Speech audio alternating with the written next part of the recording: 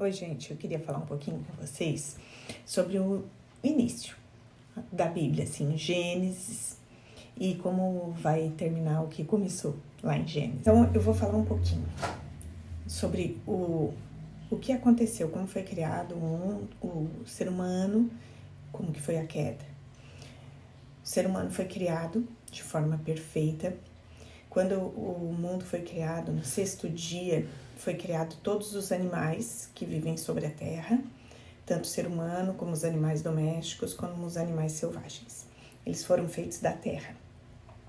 Deus disse da terra, sejam feitos todos os animais. Depois que ele criou os animais, então, da terra, assim, façamos o homem a nossa imagem e semelhança. Nossa, por quê? Porque Deus é três, né, gente? Deus é três em um. Ele é um Deus único e verdadeiro, mas ele é três porque ele é o Pai, ele é o Filho e ele é o Espírito Santo.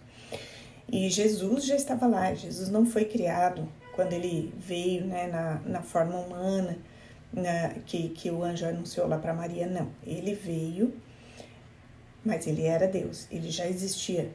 Desde que antes de o mundo ser criado, ele já existia, ele era Deus, né, e ele estava com Deus. Então, o homem foi feito à imagem e semelhança de Deus, porque o homem é o único animal que tem raciocínio, que tem alma. A alma são os pensamentos. Nós também somos a imagem e semelhança de Deus, porque nós temos um corpo, uma alma e um espírito. A nossa alma são as nossas emoções, os nossos pensamentos e o nosso intelecto.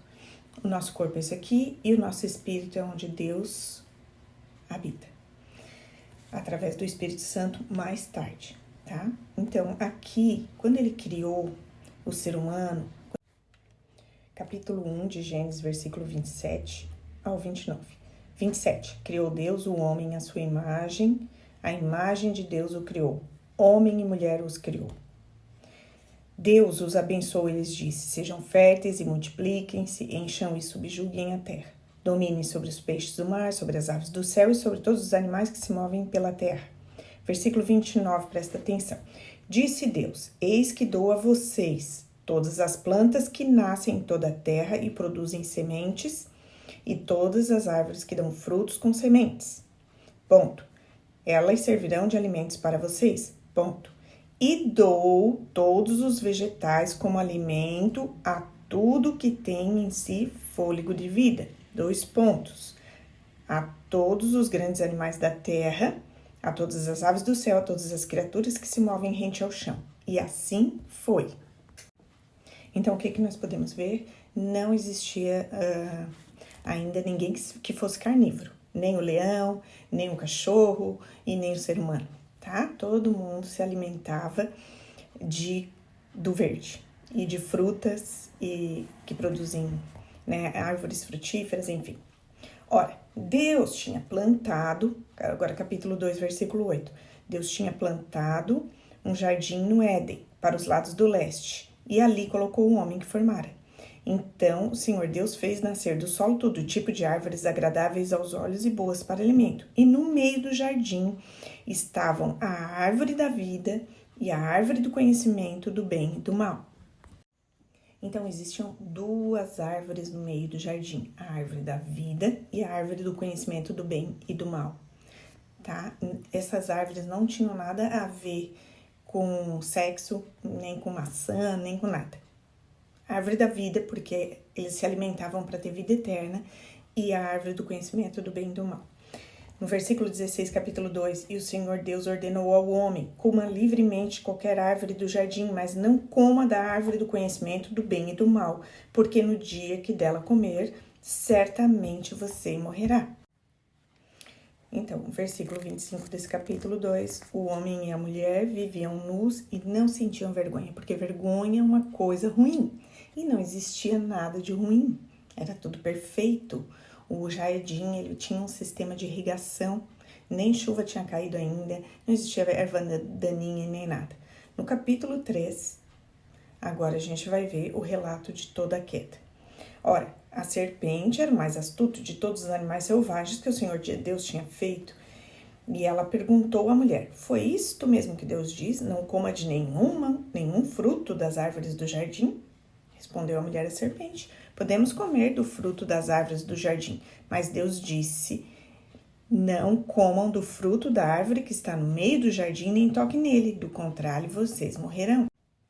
Ora, a Eva já começou a criar coisas, né? A imaginar, porque Deus disse que era para não comer, não para não tocar também. E tinha 2 árvores no jardim, era de uma que não era para eles comerem, né? Porque a partir do momento que a gente começa a conhecer o mal, a gente não consegue viver muito. A gente vai crescendo, né? E vai perdendo a inocência e vai acabando conhecendo o mal, aprendendo a manipular o mal, porque o mal, ele entrou na genética. A partir desse momento que a Eva resolveu comer, então, esse fruto, que ela viu que era agradável aos olhos, parecia agradável ao paladar, ela resolveu comer.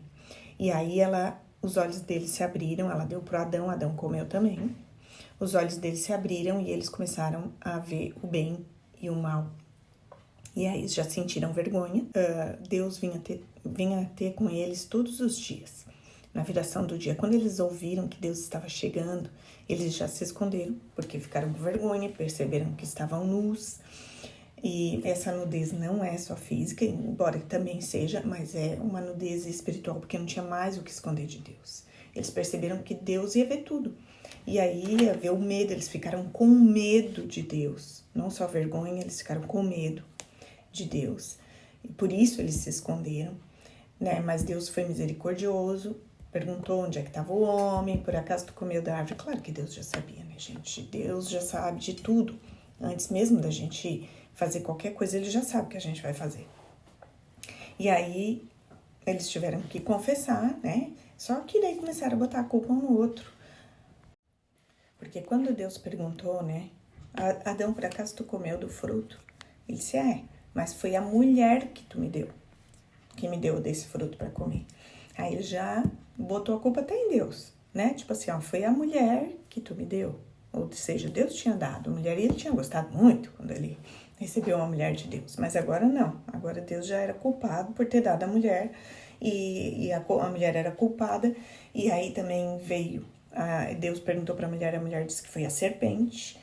Então, assim, a partir dali pode faltar tudo, mas nunca vai faltar alguém para botar a culpa, tá? Aí começou o mal entrou, enraizou. E aí, versículo 14, capítulo 3. Então o Senhor Deus declarou à serpente: uma vez que você fez isso, maldito é você entre todos os animais, de todos os rebanhos domésticos e entre todos os animais selvagens. Sobre o seu ventre você rastejará e pó comerá todos os dias da sua vida. Porém, inimizade entre você e a mulher, entre a sua descendência e o descendente dela. Este ferirá a sua cabeça e você lhe ferirá o calcanhar. E a mulher, ele declarou, multiplicarei grandemente seu sofrimento, mas enfim, o que eu quero mostrar para vocês aqui? A serpente, provavelmente, ela foi escolhida por Satanás para tentar ali a mulher e o homem a pecar contra Deus, mas ela não era um animal que se rastejava no chão e nem se alimenta de pó até hoje. Por que Deus disse vai se alimentar de pó? Porque vai se alimentar do ser humano que foi feito do pó da terra. E ali tudo virou maldição, tá? Inclusive a terra acabou amaldiçoada em função de eles terem feito essa escolha de comer da árvore do conhecimento do bem e do mal. Teria sido tão bom se eles tivessem ficado conhecendo só o bem, né?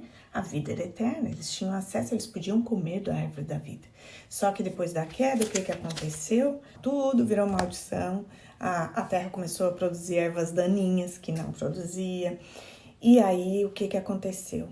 Deus falou assim, agora eu vou ter que tirar o acesso à vida. Eu disse para eles que eles iam morrer. A árvore da vida foi colocada, o homem foi expulso do jardim do Éden. Sabe o paraíso perdido? Porque agora o Éden se chama paraíso. E aí, só depois de toda essa etapa aqui nessa vida. Tá? Então, o homem foi expulso do jardim do Éden e Deus colocou anjos, guardiões com espadas reluzentes, guardando a árvore da vida, o acesso à árvore da vida. O homem não tinha mais esse acesso. E agora vamos lá para o Novo Testamento, depois da chegada de Jesus, na carta de Efésios está escrito assim, versículo 4, capítulo 1. Porque Deus nos escolheu nele antes da criação do mundo para sermos santos e irrepreensíveis em sua presença. Em amor nos predestinou para sermos adotados como filhos por meio de Jesus Cristo, conforme o bom propósito da sua vontade, para o louvor da sua gloriosa graça, a qual nos deu gratuitamente no amado. Nele temos a redenção por meio do seu sangue, o perdão dos pecados, de acordo com as riquezas da graça de Deus. Então, gente, essa é sempre uma pergunta, né? Deus já sabia que Adão ia pecar, Adão e Eva iam pecar, ele já tinha um plano B, ele já tinha predestinado a salvação. Então, nem todo mundo é filho de Deus, não. Ele é filho aquele que aceita Jesus como Senhor e Salvador. Aquele que crê na redenção de Jesus Cristo pelo sangue derramado que ele teve na cruz, sangue santo e puro. Porque o que aconteceu? Quando Adão pecou, quando eles comeram do fruto do conhecimento do bem e do mal, e eles começaram a morte entrou e reinou no corpo, o DNA foi manchado. É o que a igreja chama de pecado original. Todos nós nascemos pecadores e só criaturas de Deus. Então, o nosso DNA já vem com essa mancha do pecado, da morte registrada, né? Então, Deus não nos criou para morrer. Por isso que a morte é uma estranha para nós, ela não é bem-vinda nunca, por mais que saiba que ela vai acontecer, ninguém quer, ninguém espera. Mas o DNA, que é o pecado original, tá? Que todos pecaram e destituídos estão da glória de Deus.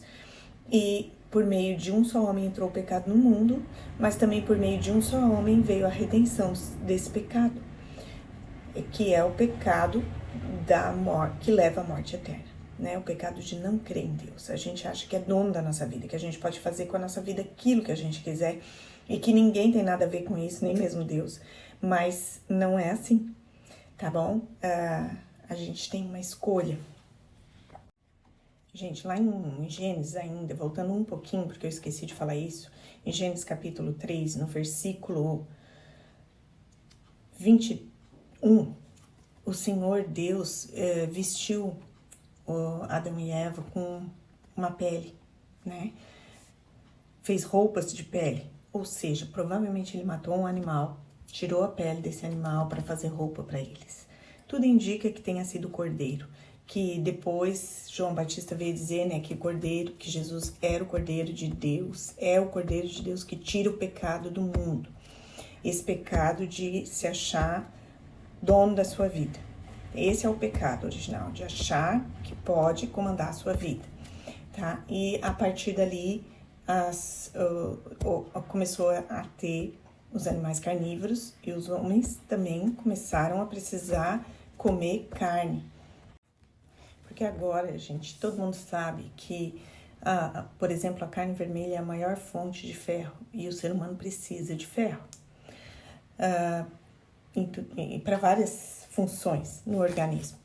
E no Antigo Testamento, né, era feito rituais que Deus mesmo estabeleceu através de Moisés, sacrifício de animais, derramamento de sangue, porque em Hebreus diz que sem derramamento de sangue não há remissão de pecado.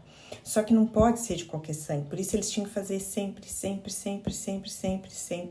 rituais derramando sangue, oferendas para remissão de pecados. Mas quando Jesus veio, foi de uma vez por todas. Ele derramou sangue puro e santo e não precisa mais nenhum sangue, porque o único sangue que era capaz de fazer isso era o sangue de Jesus, porque ele não tinha esse pecado dentro dele.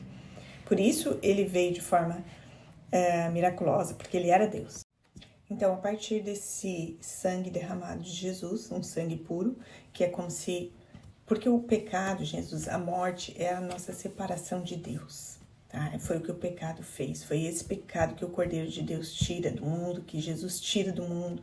É como se nós tivéssemos uma dívida com Deus, estivéssemos separados dele por causa dessa dívida, desse rompimento, e ele mesmo pagou essa dívida com o sangue dele mesmo, tá? Então, ele nos redimiu, ele nos aproximou novamente. E se nós cremos em Jesus, nós somos feitos filhos de Deus, conforme capítulo de João, capítulo 1, versículo 12.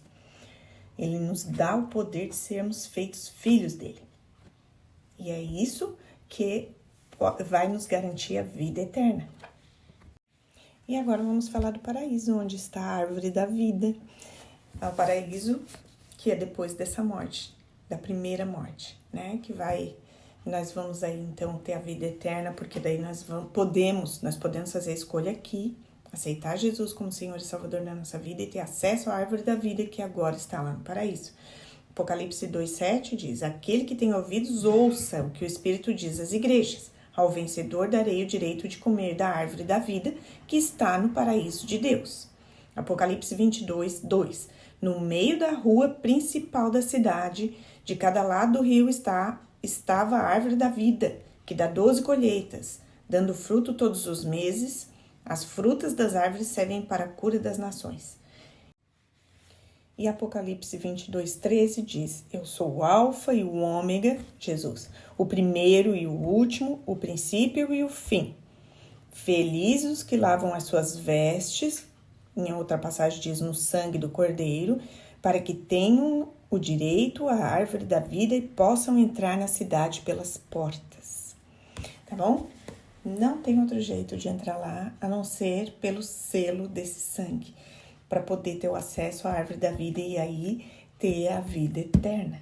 Essa escolha você tem que fazer aqui e agora. E essa escolha é Jesus Cristo. Ele não foi um simples ser humano ou um ser humano mais desenvolvido ou reencarnado, nada disso. Ele era Deus, ele é Deus. Ele se fez homem e habitou no meio de nós para nos dar vida e nos dar vida em abundância. E agora, se você ficou até aqui e ouviu tudo isso, eu quero te perguntar se você foi edificado, se você aprendeu alguma coisa que você não sabia, ou se você decidiu entregar sua vida para Jesus, porque Ele a quer. Com certeza Ele a quer. Jesus te ama. E Ele quer te dar vida, Ele quer te dar uma nova vida, Ele quer te dar a vida eterna. E não há nada impossível para Deus. Me conta aqui. Qualquer coisa que você queira contar, o que você concorda, discorda, ou a transformação que aconteceu na sua vida depois de ouvir essa mensagem. Beijo no seu coração, com o amor de Jesus.